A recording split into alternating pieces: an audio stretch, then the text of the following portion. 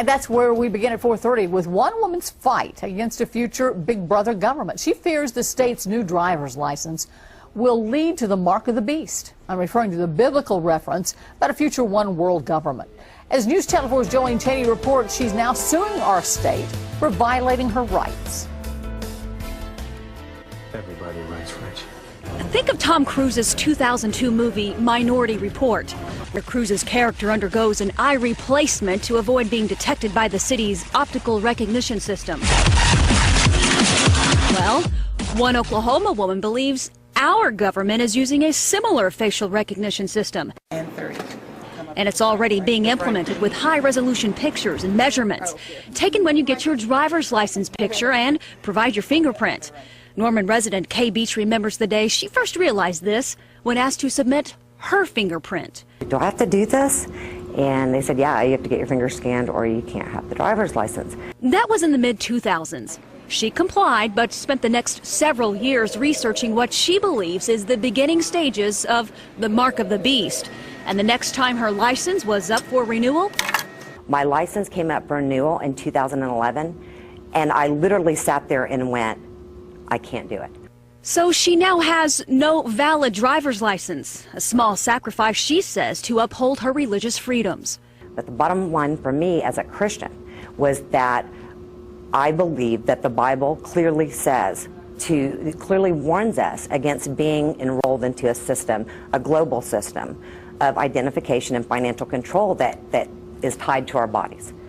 Beach believes that eventually our government's database of everyone's personal information will be hacked, identity theft will be rampant, and that our ID cards will one day be replaced with implanted chips or tattoos that contain our personal information.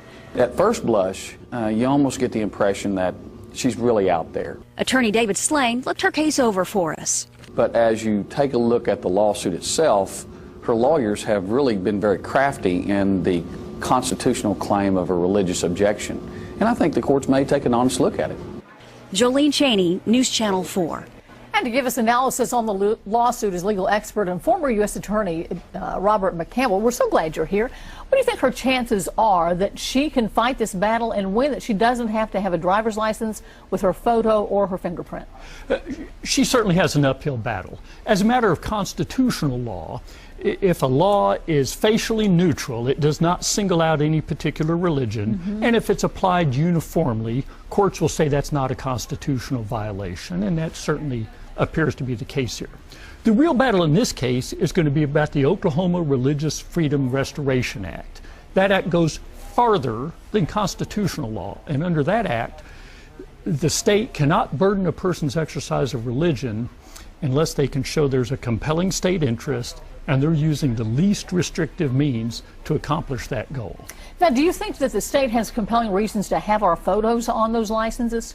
I think a court would find a compelling state interest, particularly in the era we live now after 9/11. The 9/11 Commission particularly found that obtaining travel documents is important for terrorists.